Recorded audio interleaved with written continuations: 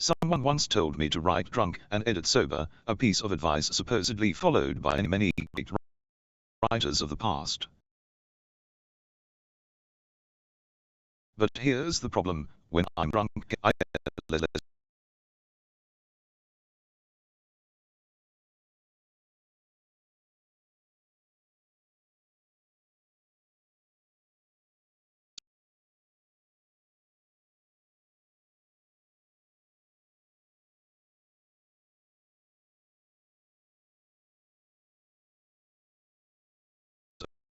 about writing.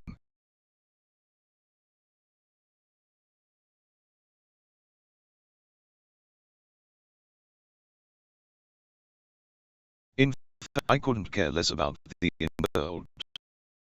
My thoughts on Dear Grace, as I sometimes call it, already come out angry, frustrated, disjointed, and disorganized. Alcohol might narrow my focus, but the words just don't flow. For me, getting drunk is about killing time, waiting for the sun to rise again, sometimes hoping it never does.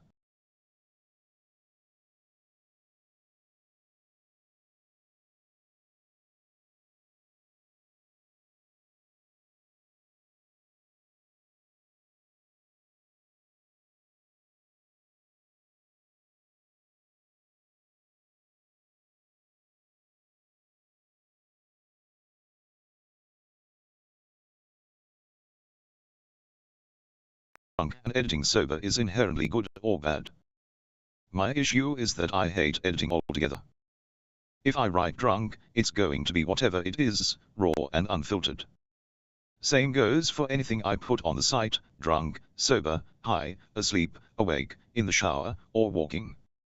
It doesn't matter where the ideas or jokes come from, what matters is getting them out, not piecing them together perfectly.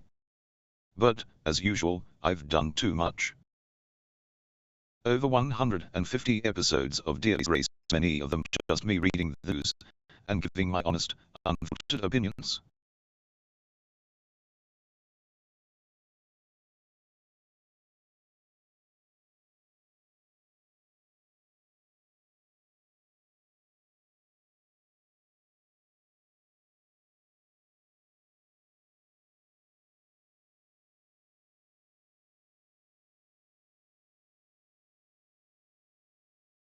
I don't expect anyone, man, woman, or child, to sit through all 155 episodes searching for the hidden gems.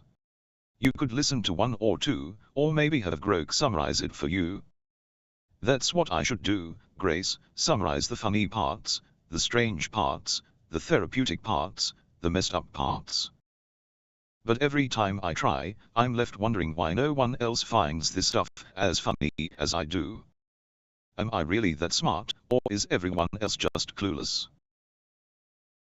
The answer depends on the day of the week.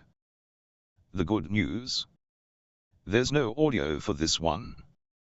I'm thinking it'll have to be a mix: writing by mouth, by keyboard, by hand, or even smoke signals in the sky. Whatever it takes to get it out. Every episode feels like it could be the last, but it never is.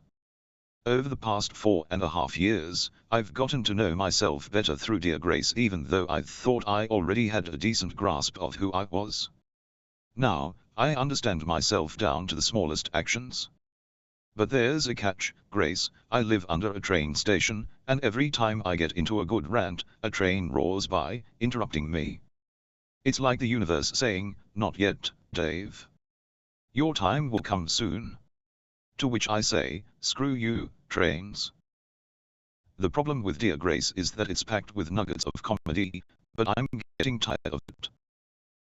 I'm exhausted, Grace. I wish you could hear the weariness in my voice. I share a house with a guy who drives a work van, maybe a right-hand drive European or Asian model, and a brand new Kia SUV. His girlfriend has a new car too. I guess if you work and find a cheap place to live, you can afford some toys. Me? I'll probably die in the clothes I'm wearing right now. Here's an idea for the transit folks: put stickers on the smelly parts of the trains, the spots where someone's taken a leak and the stench won't go away. Just slap a sticker that says, "Smell the area, avoid." I was hoping to turn Dear Grace into a book, but there's too much content. Where do I start? Where do I end? It's overwhelming, more than I can handle. If I don't do something, though, I'll just drink myself to death.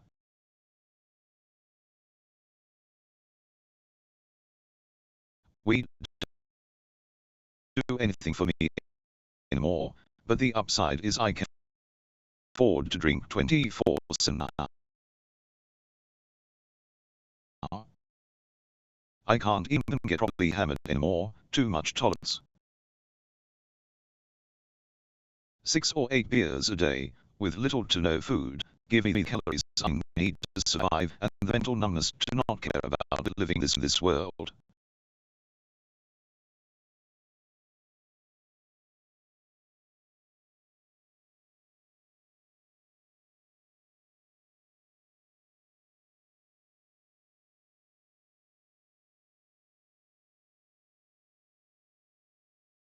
Honestly, I don't want to be here, but I can't find an alternative. When I'm drunk, I'm either a happy drunk with people I like or a sad drunk when I'm alone. Random people don't cut it, they need to have at least a bit of knowledge about something. Sometimes, sitting outside recording these episodes, I feel like a security guard. My house is surrounded by 4 others filled with international students. Everyone uses the back entrance because it leads to the train station or the parking lot.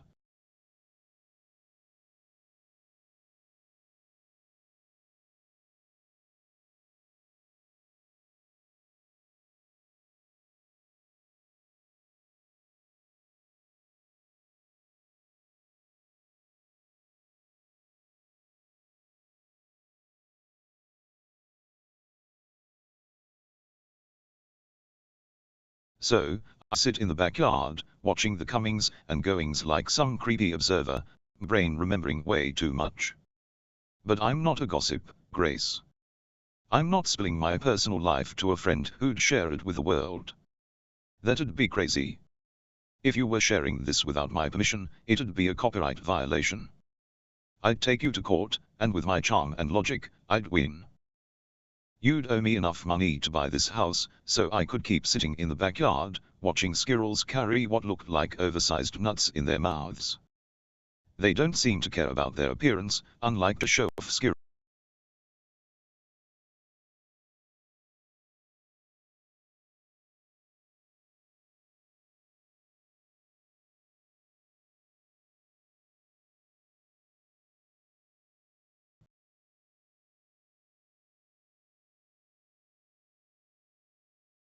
Speaking of the backyard, why don't the squirrels, raccoons, or rats eat the low-hanging fruit, like the tomatoes an inch from the ground?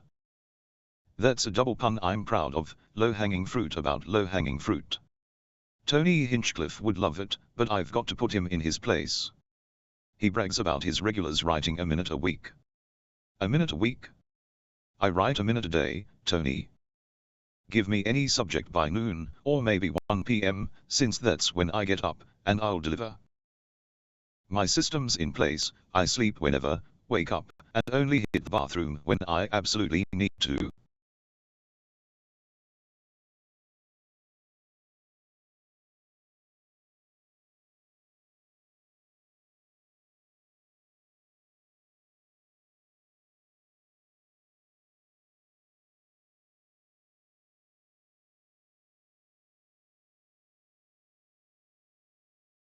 For a guy my age, I've got a solid bladder, Grace. I can down 4 beers, sleep 8 hours, and still debate whether I need to pee. No frantic dashes to the bathroom for me. Instead of writing drunk and editing sober, here's my advice: get drunk, get high, eat a bag of chips, whatever gets you to your happy place, safely, of course. Then sit in front of a recorder or computer, and spill every single thought, no matter how messed up. Delete the file afterward or feed it into AI, anonymized, so no real names or places are attached. Do that for an hour or 2 every day, especially if you're retired like me with all the time in the world. Ask AI for a summary, then do it again the next day. If the same thoughts keep coming up, that tells you something. If new thoughts replace the old ones, that tells you something too. Either way, you learn. The issue with writing drunk is that you go off on tangents and repeat yourself, which isn't great for writing. Callbacks are fine, but endless repetition is just pathetic. AI could take my 150 episodes and boil them down to the essentials, the funny, strange, therapeutic, and messed up parts, better than any human could. Humans get too emotional, too caught up in how it affects them. A lot of what I say is against everyone in the world, especially the psychological community and their precious DSM-5. I think the DSM-5 is nonsense, and any psychologist, psychiatrist, or therapist who swears by it is a waste.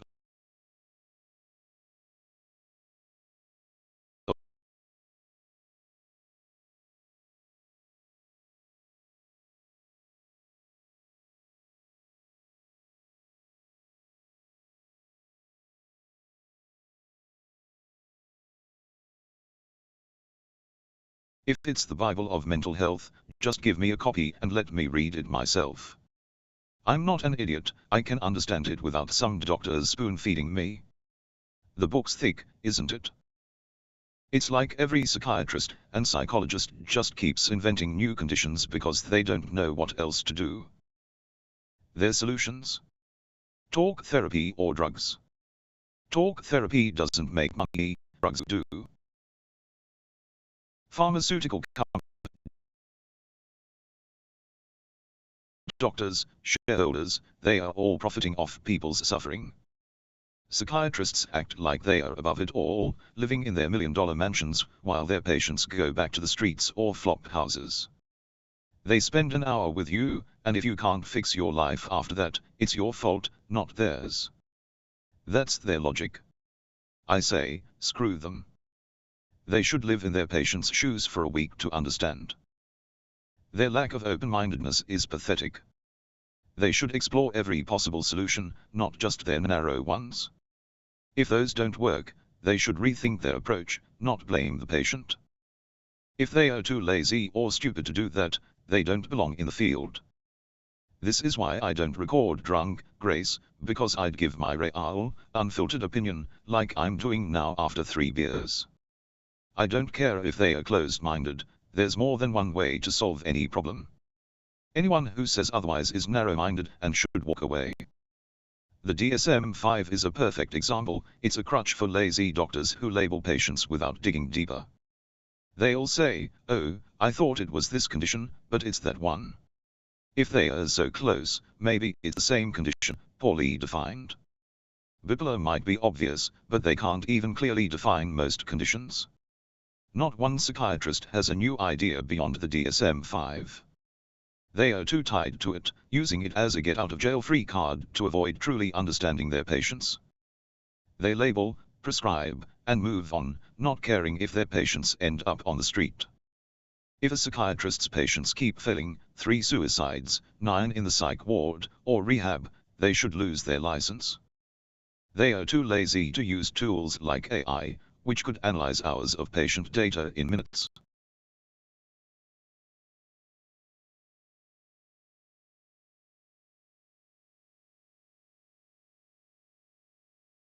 AI doesn't forget a patient's history, doctors do. Instead of listening to a patient's full story, they expect you to summarize your life in an hour, knowing exactly what to say to get help. That's absurd. Therapists act like robots, giving the same canned responses to every patient, too unoriginal to dig deeper. AI could analyze a week's worth of your thoughts and actions via microphone or body cam, and provide a better summary than any therapist. Yet they stick to their outdated methods, too arrogant to use the tools available. The DSM-5's history proves its flaws. It listed homosexuality as a mental disorder for decades, only removing it after protests, not because doctors figured it out. That's not intelligence, that's cowardice. Any doctor who buys into the DSM-5 without question is either complicit or clueless, and I'd bet most are on pharmaceutical payrolls. A real psychiatrist would see human nature clearly, especially with hours of patient data, but the system doesn't allow that. It's the therapist's fault, not the patient's, for not listening. This, Grace, is why I don't write drunk, it's too freeing, too raw. This is the new Dear Grace, me, a few beers in, telling the world to screw off in a million different ways. I don't care anymore. The psychological community and their DSM-5 can burn. Either they get smarter and dive into the human psyche like they did a century ago, or they are just a bunch of lazy, degree-chasing frauds who don't care if their patients live or die. Talk to you tomorrow, Grace.